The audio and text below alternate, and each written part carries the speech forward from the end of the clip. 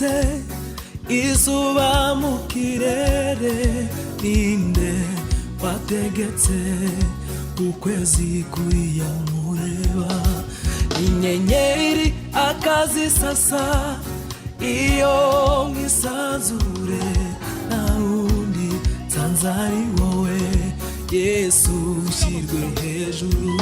Ninde wahagaritse izuba mu kirere.